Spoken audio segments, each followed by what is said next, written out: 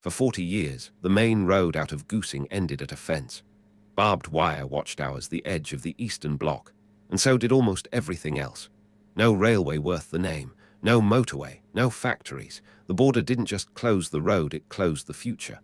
By 1988, this corner of Austria had a title nobody wanted, the poorest district in the country. Young people left. Of those who stayed, most commuted hours a day on a bus to Vienna and back. So a small group of local officials sat down to work out exactly how broke they were. They expected to find a town with nothing. What they found instead was a leak. Every year, Güssing and the villages around it were sending roughly €6 million out of the region just to buy energy.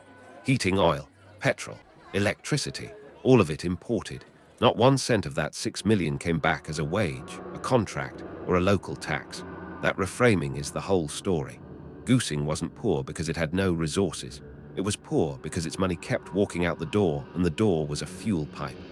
Now, the obvious fix in 1990 was the one every dying town tries. You go looking for an investor. You offer land, tax breaks, a ribbon to cut. It rarely works. Nobody builds a plant at the end of a road that stops at barbed wire. And when subsidized factories do arrive, they tend to leave the moment the subsidy does. So the council did something stranger. In 1990, they voted to stop using fossil fuels in every municipal building. Not reduce, stop. Read that again with the balance sheet in mind. A bankrupt town banning the cheap option. It sounds like a gesture.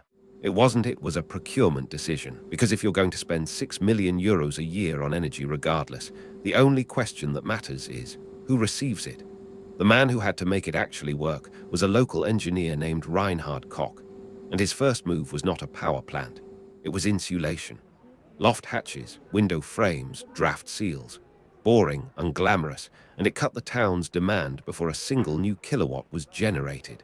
Then came the pipes. In the early 90s, they built a small heat network in 2 villages, then a bigger one, then the whole town. District heating is one of those ideas that sounds futuristic and is actually Victorian.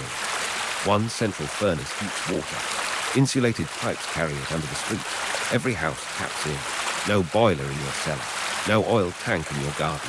Just a small heat exchanger on the wall and a meter. And the fuel, it was already lying on the ground. Nearly half the district is forest, and forestry produces enormous quantities of material nobody wants. Crooked stems, thinnings, bark and sawmill offcuts. Wood too poor to become a plank, historically left to rot or burned in the field. Crucially, the forest around Güssing grows more wood each year than the town takes out of it. The fuel supply isn't being mined, it's being pruned. By 1996, a town-wide biomass heating plant was running. The oil deliveries stopped. The €6 million started staying home paid to local farmers, local hauliers, local foresters. Heat was solved. Electricity was not. And that is where Güssing did something genuinely first in the world. In 2001, working with Professor Hermann Hofbauer's team at the Vienna University of Technology, the town opened a commercial wood gasification plant. Gasification, in plain English, you don't burn the wood. You starve it of oxygen and cook it at around 850 degrees until it stops being a solid and becomes a gas. That gas, mostly hydrogen and carbon monoxide, you can feed straight into an engine, which is far more efficient than making steam and works at a scale a small town can actually afford. 8 megawatts of wood chips in, around 2 megawatts of electricity and 4.5 of heat out, enough to cover the town's power, with the waste heat feeding the pipes already under the streets. By the mid-2000s, the arithmetic had inverted. Güssing was producing more energy than it consumed. Its fossil fuel import bill was, functionally, zero. Carbon emissions were down by roughly 90%. But the number that changed the town wasn't the carbon. It was the 6 million that stopped leaving and the roughly 14 million a year in local revenue that grew where it landed. Cheap local heat is an industrial magnet. More than 50 companies set up in the region: timber processing, flooring, a parquet plant, dryers, greenhouses. Over 1,000 jobs in a place that had been emptying out. And then a business nobody planned for. Tourism, not for the castle, for the boiler.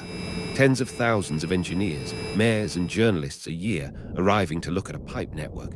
Now the honest part, because this is where most stories about Güssing stop, and they shouldn't. The gasifier, the world first, The thing on every magazine cover was hard. It was a prototype doing a commercial job. Tar in the gas, downtime, maintenance costs above forecast. By the mid-2010, the company running it had gone insolvent. The plant survives today largely as a research facility rather than the commercial engine it was meant to be. And here is the lesson people miss. The flagship was the fragile part. The unglamorous part, the insulation, the chip supply chain, the pipes under the road is still running, still heating the town, still keeping the money in. Which tells you what was actually transferable, not the reactor, the audit. Güssing's real invention was asking a question almost no council asks. How much money leaves this place every year, and could we buy the same thing from ourselves? The European Centre for Renewable Energy grew out of that question, and the model spread across the district, dozens of surrounding municipalities running on the same logic, sized to what their own land actually produces. Be clear about the limits. This worked because Güssing is small, cold, and surrounded by more forest than it can use. Burn wood faster than it grows, and you have simply invented a slower fossil fuel. But the underlying move copies anywhere. Every town on Earth has an outflow. Energy, water, food, waste handling. Most have never once measured it. A district that was Austria's poorest, ending at a fence, now sells its own electricity and its own expertise. It did not wait for an investor. It stopped paying strangers for something it was standing on. If you want the actual numbers, the build order they used, what each stage cost, and the honest post-mortem on why the gasifier struggled, I've put the full breakdown in the link in the description.